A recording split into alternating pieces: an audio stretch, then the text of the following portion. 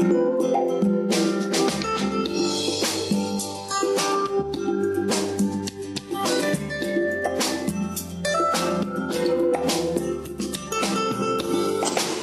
Dr. Jose Rizal, ang ating pambansang bayani.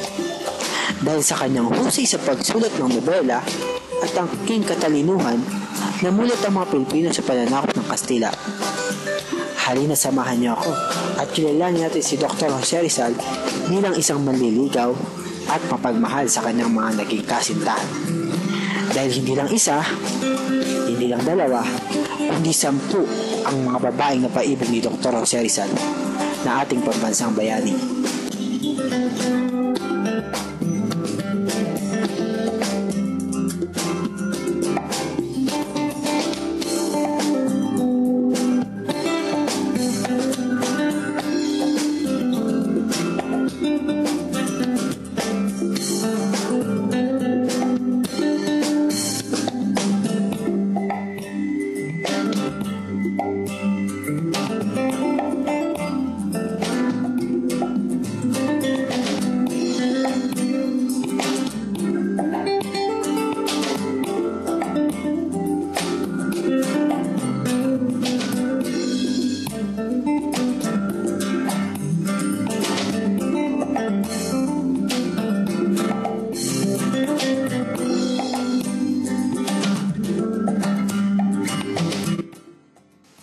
Alam niyo ba na si Julia ang unang first love ni Jose Rizal? Nakilala niya ito noong April 1877 sa dalampasigan ng Ilog ng Palit sa Los Baños, Laguna.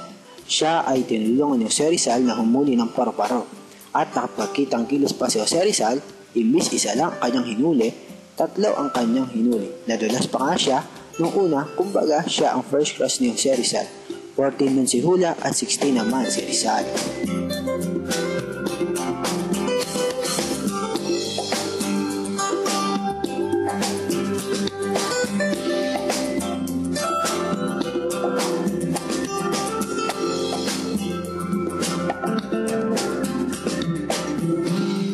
Ang pangalawang naging kasintahan ni Jose Rizal ay si Segunda Katigbak. Bagay na bagay sa kanyang pangalan dahil Segunda, ibig sabihin pangalawa. Ang kanyang naging first heartbreak. Siya ay taga-Lipa, Batangas na kapatid ng kaibigan niyang si Marian. Nakilala niya si Rizal sa Troson ng Manila noong Disyembre 1877. Magka-boardmate si Segunda at ang kapatid ni Rizal na si Olympia noong nag-aaral sila sa Colegio de la Concordia.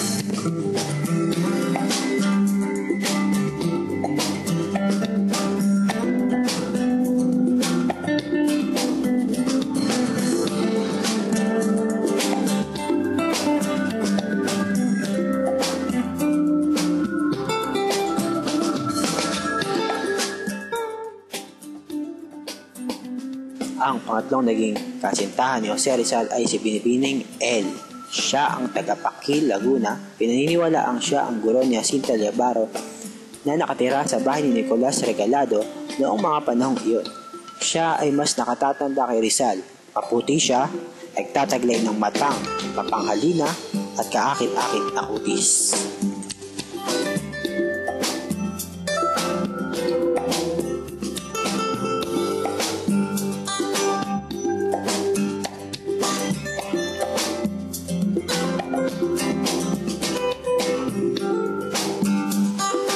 Apat na kasintahan ni Dr. Jose Rizal ay si Leonor Valenzuela, tinatawag ring Orang. Siya ay anak ni Kapitan Juan at Kapitana Sunday Valenzuela, na kapitbahay ni Doña Leyva, kung saan noon naninirahan si Rizal.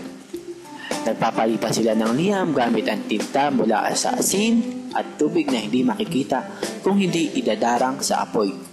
At sa huli, minabuti na lang nila na maging magkaibigan na lang.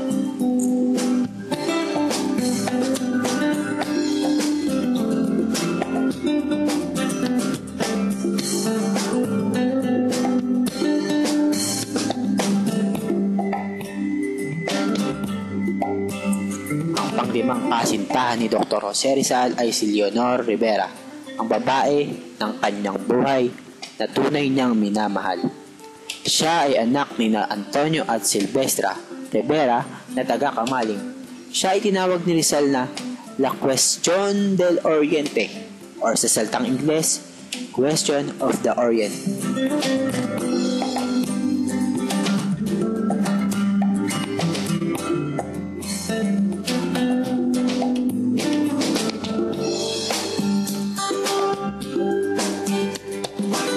Ang na naging kasintahan ni Dr. Jose Rizal ay si Consuelo Ortiga y Perez, babaeng Kastilang nakilala ni Rizal sa Madrid. Anak siya ni Don Pablo Ortiga na mayor ng Maynila sa panahon ng pamulakad ni Carlos Maria de la Torre. Hindi nagtagumpay ang kanilang pagmamahalan dahil si Eduardo de Lete na kaibigan ni Rizal ang nakatuluyan ni Consuelo.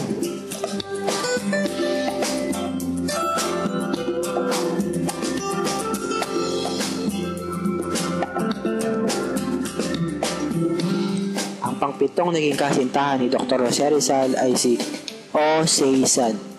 Siya ang naging personal interpreter ni Rizal noong 23 years old. Isang Haponesang anak ng isang samurai. Inihalin tulad siya ni Rizal sa isang cherry blossom.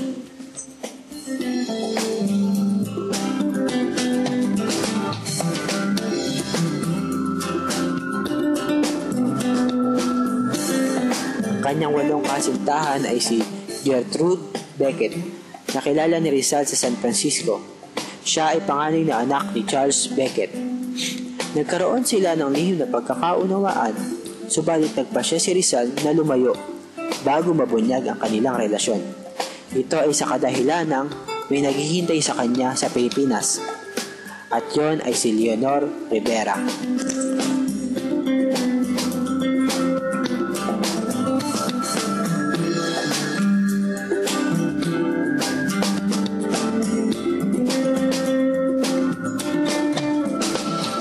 Pangsyam na kasintahan ni Jose Rizal ay si Nelly Bausted, anak ni Eduardo Bausted.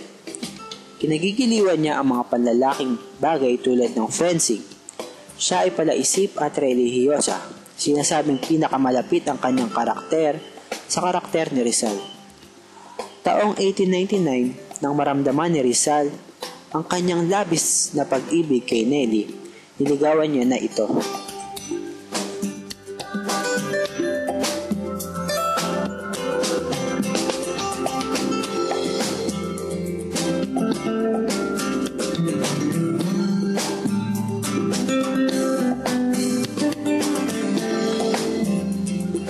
Ang kanyang pangsampung kasintahan ay si Josephine Bracken. Siya ay nabanggit sa Mi Ultimo Adios ni Jose Rizal dahil siya ang pinakahuling kasintahan ni Jose Rizal bago siya namatay. Siya ay naglalang tao, subalit namatay din ang anak na lalaki pagkasilang nito. Matapos nabitahin si Rizal, ay naging kasapi siya ng katipunan. Hanggang ngayon ay nananatili ang katanungan kung nagpakasal sila ni Rizal.